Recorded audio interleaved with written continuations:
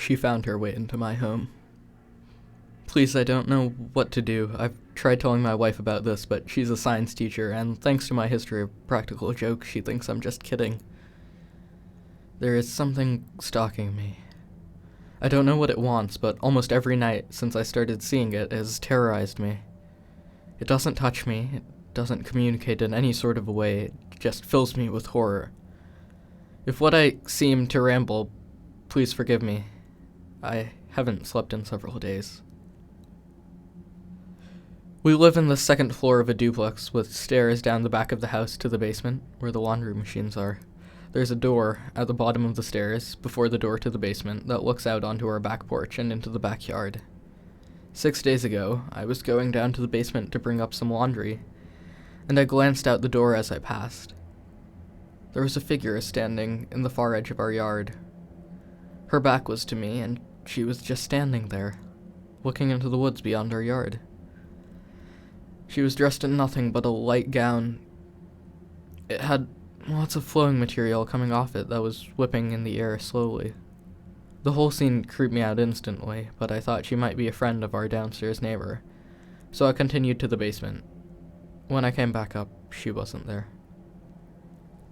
The next night, I went down again, and as I passed the back door, I looked outside. The woman was back. She was exactly like she was the night before, facing away, not moving. The hair on my arms and neck stood up straight when I saw her. I was even more creeped out when I realized she was in the same clothes as she was the night before. That's when I did something I shouldn't have. I opened the back door. Leaning out, I called to her to see if she was okay. She didn't respond. She didn't make any sort of indication that she had heard me. It was freezing cold, so I shut the door and locked it. Coming back upstairs afterwards, I looked out the window, and she was gone. Later that same night, I was in the bedroom, getting ready to sleep.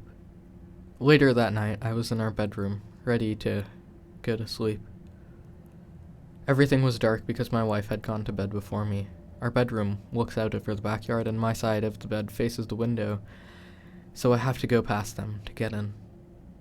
As I was doing so, I suddenly got that same deep dread feeling in my stomach that I had gotten the first time I saw the figure in the backyard. Something compelled me to hesitate by the windows. My hands were shaking as I pulled the curtain back a bit and peeked through the shades into the backyard.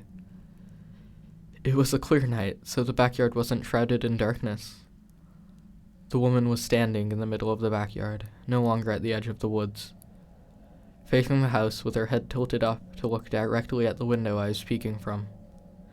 I jerked away instantly, afraid that she had seen me. Her face was covered in shadow, but I saw her chin and nose. A sharp nose and a thin chin. Gray. Her skin looks gray, I think. Her hair is black and long. I was so scared I jumped into bed and covered myself with the covers. The next day, I played outside in the snow with my 4-year-old daughter. She wanted me to pull on her sled in the backyard, but just the thought of going back out there scared me. So I talked her into digging holes in the snow in the front yard. That night, things went from bad to worse. Somehow I had managed to forget about the woman. Then, in the middle of the night, my daughter started crying. Our bedroom is just across the hall from hers. I thought she might need to use the bathroom or just be having a bad dream, so I went to her room to ask if she was okay. She was uncovered, curled into a ball on her mattress. I pulled the covers over her, and that's when she whispered to me, "Daddy, there's someone in my closet." Instant goosebumps. I turned my head slowly towards the closet door at the end of her bed. Normally, the closet is shut, but now it was open. The woman was standing in my daughter's closet. Not even when it was clear that I had saw her did she move or make a sound. She just stood there and looked at me through the cracked open door. My blood ran cold when I saw her. "Get up," I told my daughter. "Get in my arms, quickly, quickly!" She scrambled up and hugged me tightly, and I walked backwards out of the room, watching the closet the entire time. In my mind, I imagined her throwing the closet door open and running at us, arms outstretched. I just hugged my daughter and walked backward into my room. The woman never appeared in the doorway. I heard no movement from my daughter's room. I tucked her into my bed and just stood there, watching the doorway to our bedroom. I did not go back in. I just stood there and watched and listened. When I finally got the courage to climb into bed, I didn't sleep. Sunday. I told my wife everything. I told her about the first time I saw this woman. I told her about calling out and seeing her from the window. I told her about how she had peered in our daughter's closet. She told me it wasn't funny, that it was my fault for our daughter's bad dreams, and that I shouldn't encourage her to be afraid of the closet. Sunday night, my daughter called to me from her room again. Call me a coward, but I couldn't go back into that room. I called her quietly to come get into our bed, but she cried and said she was scared. I wanted to go and get her, but I was scared too. I told her to pull the blankets up and cover herself. Just cover yourself, honey, and you'll be okay. I prayed that it was true. I lay there, peeking over the sleeping form of my wife into the hallway at the closed door of my daughter's room, and just kept praying. I heard her cry a little while longer, and then she went quiet. I hoped that she was asleep. Monday. I piled toys in front of the door to her closet. By that time, there was no doubt in my mind that this was some sort of ghost or apparition, but I piled things in front of the closet anyways. Like a pile of toys could stop a ghost. Monday night, my daughter did not cry, but I didn't sleep. I lay there, looking at the ceiling, tense. Around 2 o'clock, I heard her bedroom door creak open, and I knew something was wrong. She must be scared, I thought, so I called to her like before. Just come to me and you can sleep in our bed, sweetie. But she didn't come. I peeked over my wife. The woman was just standing there in the doorway to my daughter's room. Her arms hung at her sides, her shoulders slouched down. Her gown was dirty, like it hadn't been washed in years, and hung off her like torn rags. I wasn't breathing. I wasn't blinking. I just looked at her, and she looked at me, and I thought, this is it. I'm gonna die. She never moved, never made a sound. I whispered, please, go away, please, leave me alone, I'm so sorry. I couldn't look away. If I look away, she will get closer to me, I was sure of it.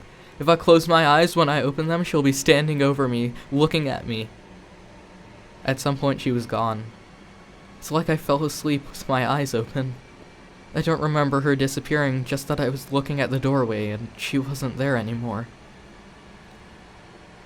Last night, I lay awake waiting. I asked my wife to shut our bedroom door because the nightlight in the hallway was keeping me awake.